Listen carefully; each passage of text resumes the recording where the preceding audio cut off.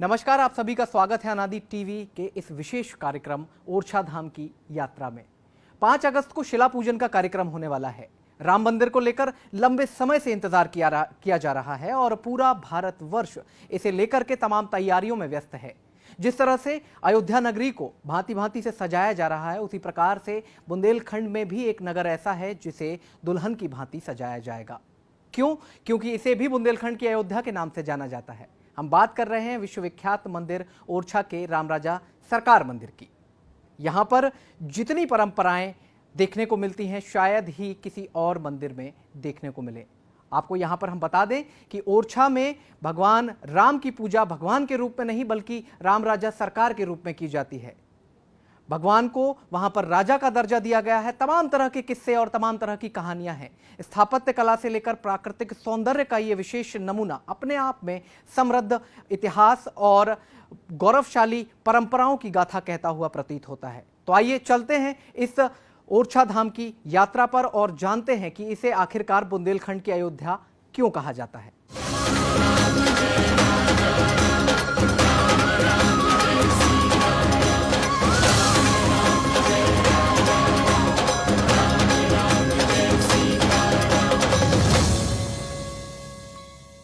5 अगस्त को अयोध्या में शिला पूजन यानी राम मंदिर के शिलान्यास को लेकर संपूर्ण अयोध्या नगरी को सजाया जा रहा है।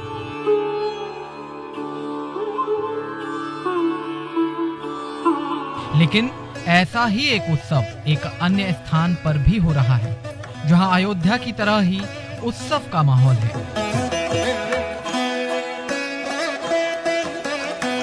जी हां, हम बात कर रहे हैं बुंदेलखंड की अयोध्या कही जाने वाली पावन मां बेतवा के तट पर बसी राम राजा सरकार की नगरी ओरछा की, जहां प्रभु श्री राम राजा के रूप में अपने महल में विराजमान हैं।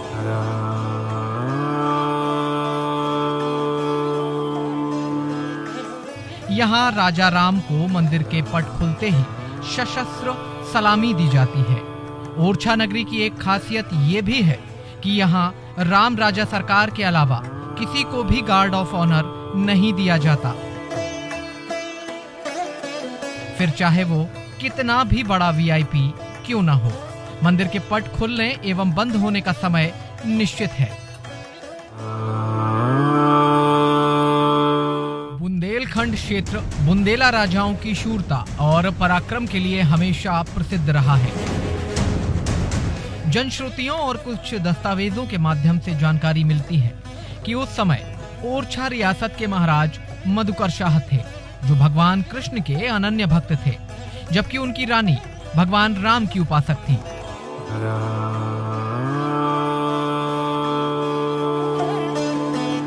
इसी विषय को लेकर कई बार राजा और रानी के बीच शास्त्रार्थ भी हुआ करता था। एक बार राजा मधुकर शाह ने रानी से मथुरा की यात्रा पर चलने के लिए कहा, लेकिन रानी अयोध्या जाने की जिद पर अड़ी थी और आवेश में आकर राजा मधुकर शाह ने रानी कुंवर गणेश को कहा कि अगर तुम्हारी भक्ति में इतनी ही शक्ति है तो इस बार अपने प्रभु राम को अयोध्या से साथ लेकर आना। भक्ति भाव और आस्था से भरी रानी कुंवर गणेश को ये बात किसी तीर की तरह चुभ गई और वे अपने आराध्य को लेने अयोध्या की ओर चल पड़ी।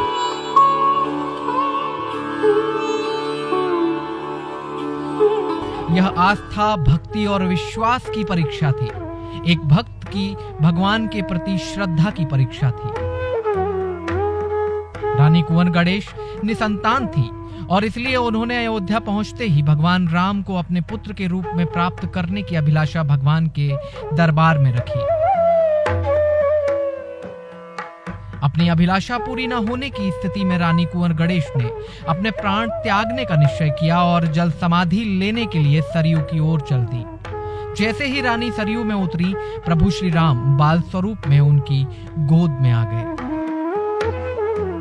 कहते हैं जो मूर्ति रानी कुंवर गणेश की गोद में आई, वो माता कौशल्या ने राम के वनवास से लौटने के बाद सरयू में प्रवाहित की थी।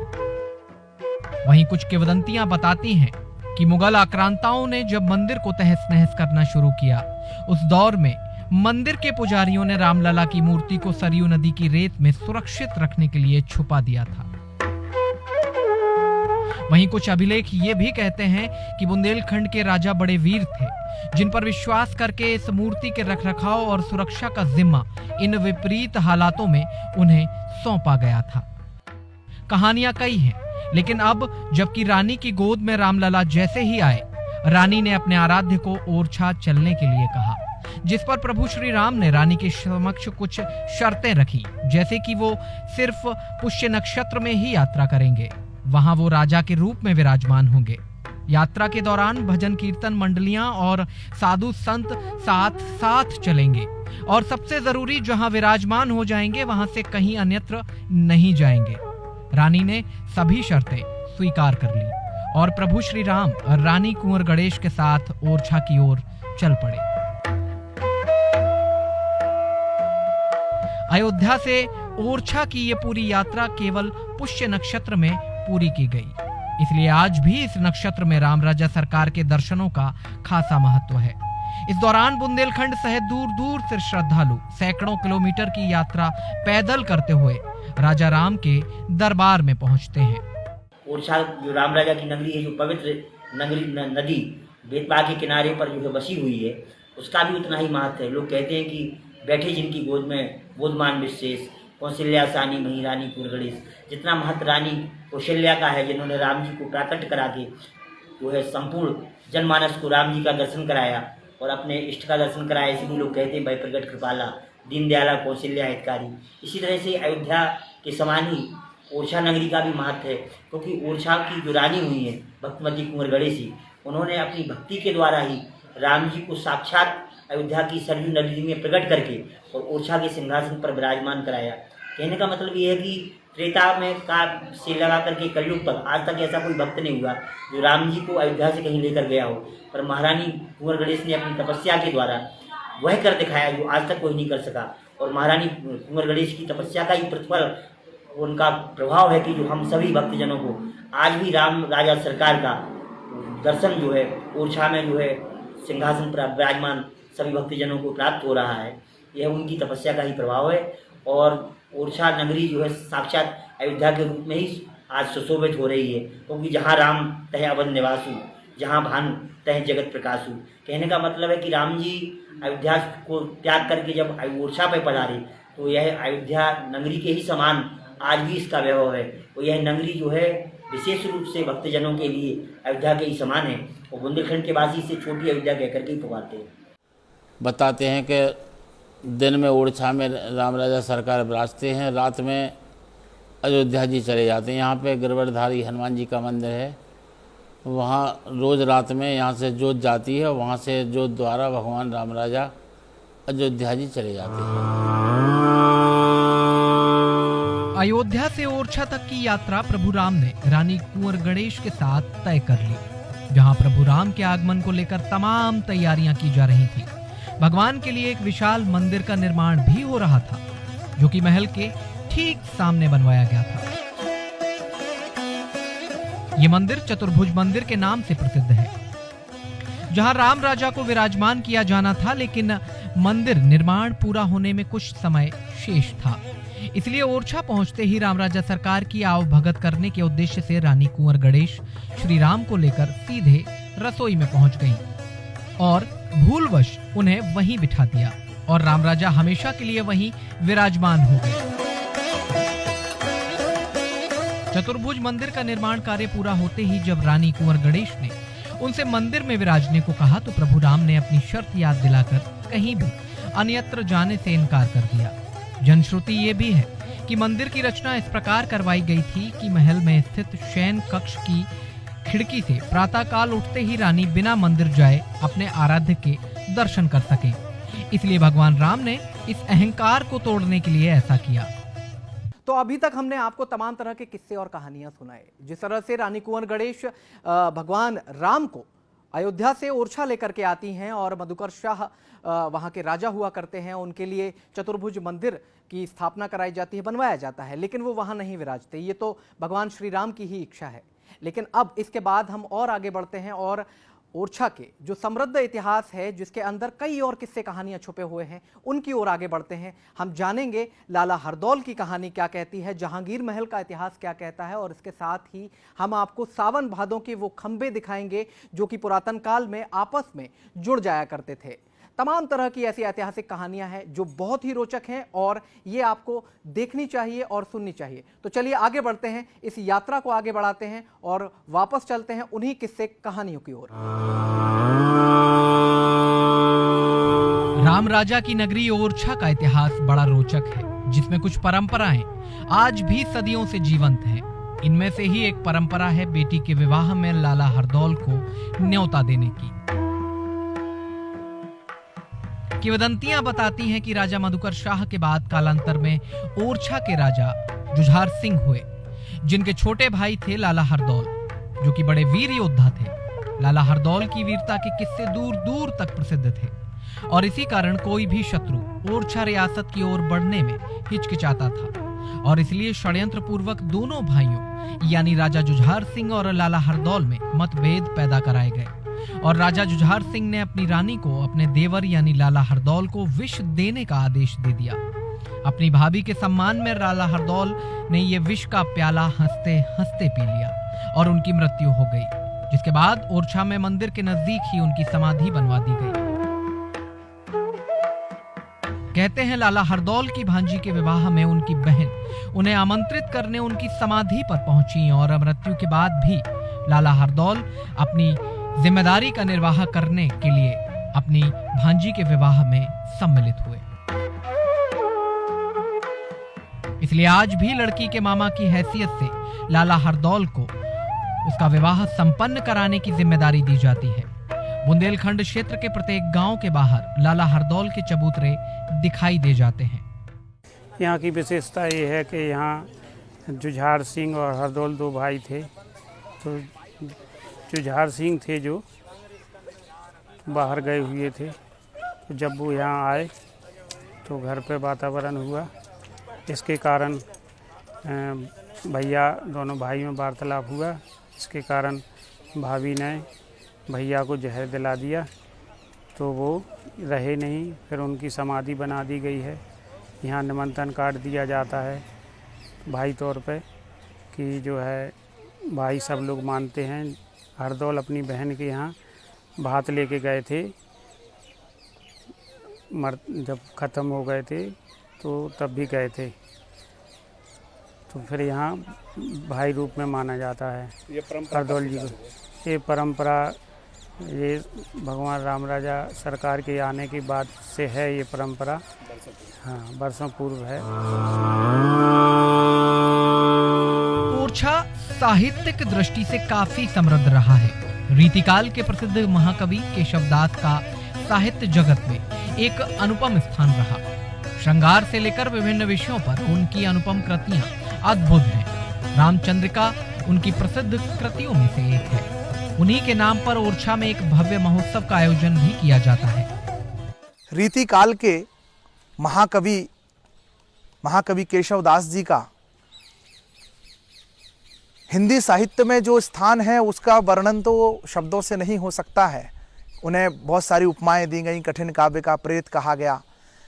रीतिकाल में उन्होंने श्रृंगार में तो रसिक प्रिया, कवि प्रिया जो कुछ लिखा वो लिखा ही है। भगवान श्री राम राजा सरकार की नगरी में वो रहे तो रामचंद्रिका जैसा महाकाव्य भी महाकवि केशव जी ने ही लिखा है।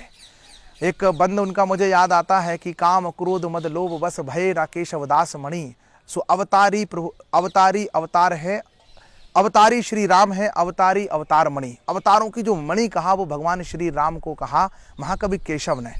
तो महाकवि केशव जी ओरछा में रहने के कारण उन्होंने भगवान श्री राम पर लिखा है, कहा ये भी गाया है। तुलसी बाबा से उनकी बहुत मुलाकात हुई, उनकी भेंट हुई और उसके बाद उन्होंने रामचंद्रिका की रचना की है। महाकवि केशवदास जी के बारे में अभी भी शोध चल रहा है, उनकी कविताओं पर शोध चल रहे हैं। हिंदी साहित्य के एक ध्रुव तारे की तरह महाकवि केशव जी और उनका साहित्य सदैव विद्यमान रहे। मंदिर परिक्षेत्र में दो विशाल खंबे लंबे समय से खड़े हुए हैं, जिन्हें सावन भादों के नाम से जाना जाता है। इनके विषय में किंवदंती है कि पुरातन काल में ये दोनों खंबे इन महीनों में आपस में मिल जाते थे। ओरछा धार्मिक, राजनीतिक और सांस्कृतिक लिहाज से काफी समृद्ध रहा है, लेकिन इसका एक पक्ष और भी है।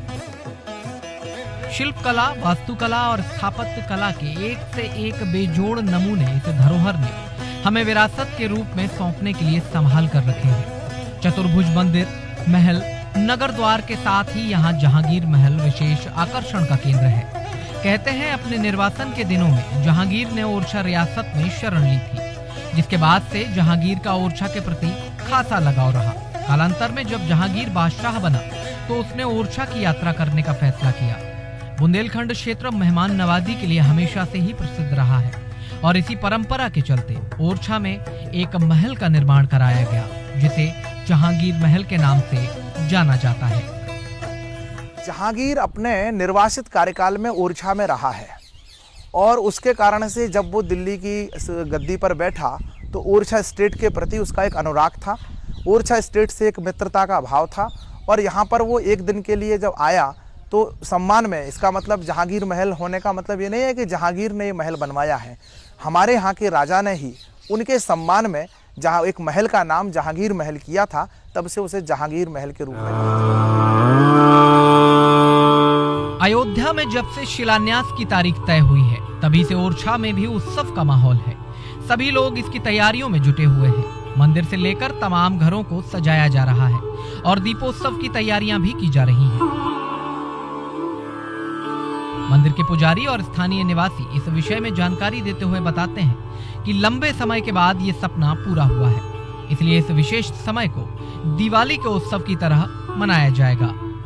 ये दिवाली का उत्सव है और हम सब पूरे देश के अंदर उल्लास है और घर घर में इस समय ऐसा वातावरण बना हुआ है, क्योंकि कोरोना जैसी महामारी है, नहीं तो पूरे देश के अंदर आपको इस उत्सव को देखने के लिए दुनिया से लोग आते हैं।